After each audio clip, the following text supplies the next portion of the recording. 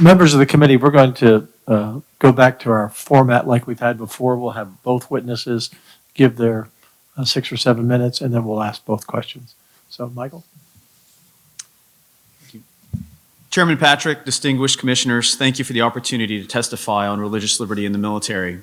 We've heard this morning from a diverse group of patriots, and although we may differ in appearance, speech, and religious belief, we are united in our commitment to a cause that is much greater than ourselves, our oath to uphold and defend the Constitution.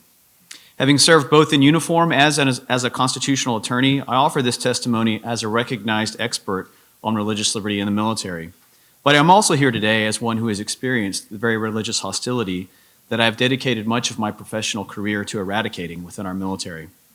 My path to service began in the immediate aftermath of the terrorist attacks of September 11th, 2001.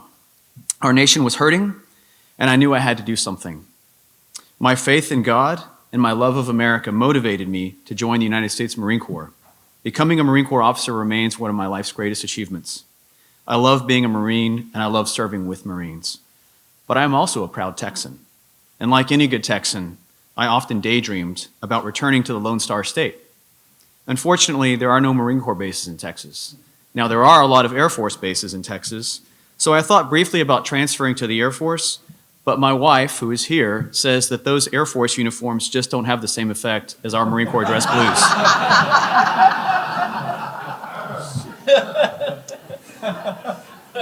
In 2013, I left active duty to join First Liberty Institute, where I get to fight for religious freedom every day.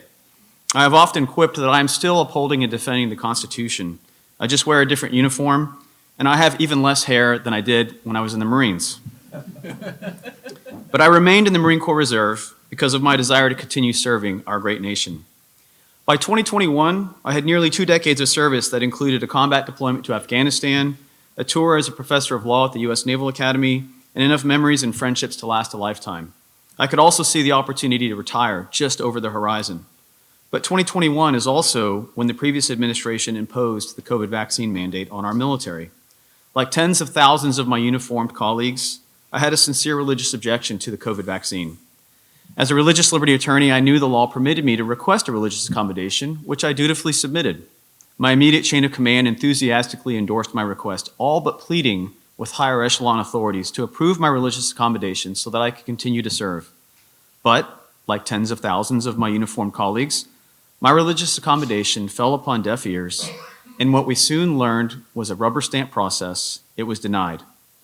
Then, without warning, notice, or an opportunity for my command to intervene, the Marine Corps unceremoniously placed me into inactive status.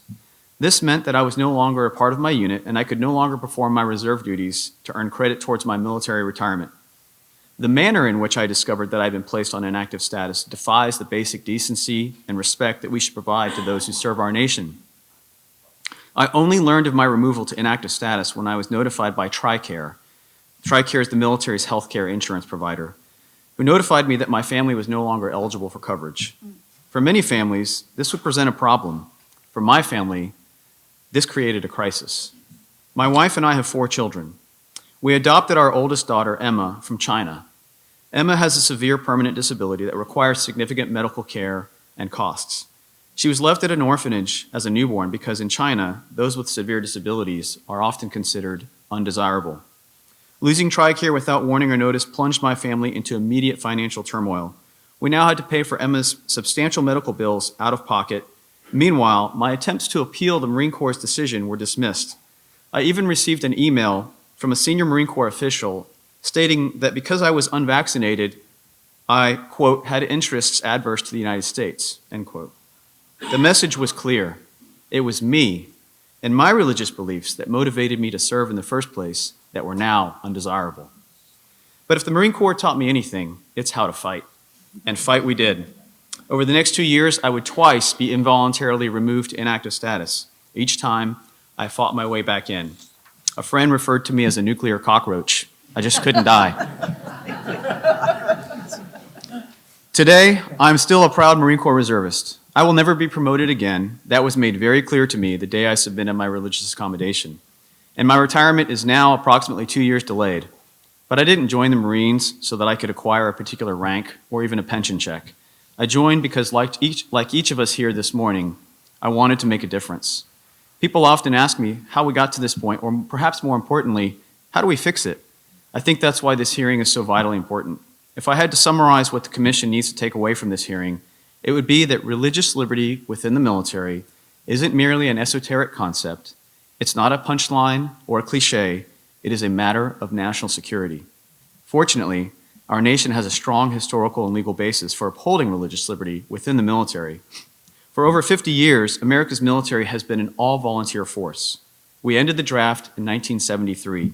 Sustaining an all-volunteer force means that enough young people in our country decide that military service presents an attractive alternative to college, vocation, or some other pursuit. People join the military for many reasons. Studies show that young Americans who identify as highly religious are substantially more likely to join the military than their non-religious counterparts. So the clear implication is this: if our military becomes hostile to faith, recruiting and retention will suffer, and our military will become soft and weak. History confirms this. From George Washington requesting chaplains for his troops, to Congress mandating divine services, as we heard this morning from David, to President Roosevelt ensuring Bibles were distributed during World War II, as we also heard from David. Our leaders have always recognized that spiritual fitness strengthens military readiness. After World War II, a presidential commission on religion in the military, perhaps similar to this one, concluded that religious conviction is the source of America's moral strength, and it is essential to preparing our forces ideologically as well as physically. Legally speaking, our courts agree. In one case, a federal court held that the Constitution obligates Congress to make religion available to service members, especially those who are deployed where their faith communities are not readily accessible.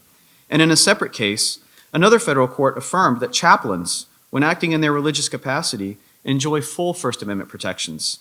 These cases underscore that religious liberty in the military is not optional, it is required. Yet challenges persist. Commanders, chaplains, and lawyers do not receive sufficient training on the very Constitution they've sworn to uphold and defend. And what little training they do receive has been un-American, to say the least. Some training materials have labeled Catholics and evangelicals as, quote, religious extremists alongside Hamas and Al-Qaeda. That is unacceptable. If we treat deeply held beliefs as a threat, we undermine the very values of our service members are sworn to defend. So as I wrap up, I offer the Commission 3 recommendations. First, improve education and training. There are law school courses that spend entire semesters on the First Amendment. As a young Marine Corps lawyer, I received 1 hour. Commanders, chaplains, and JAGs need annual training on constitutional foundations, including religious liberty. Second, eliminate misguided materials. We have an entire generation of Americans who K through 12 has been indoctrinated that America is evil, it's racist, it's imperialist, or it's fascist. Is it any wonder that they are unwilling to sacrifice for a nation that they've been taught to hate? We must remove any content that is inconsistent with American values, and especially content that is hostile to religious liberty. And third, we must reaffirm religious liberty within the national security strategy. The Department of War develops its strategy, plans, and operations based on the President's national security strategy. We must ensure that our first freedom remains a strategic priority. So in closing, service members surrender many freedoms when they put on the uniform. Religious liberty is not one of them. If America's military is to remain the most formidable fighting force in history, we must ensure that religious liberty continues to flourish. Because at its core, religious liberty is and always has been a matter of national security. Thank you.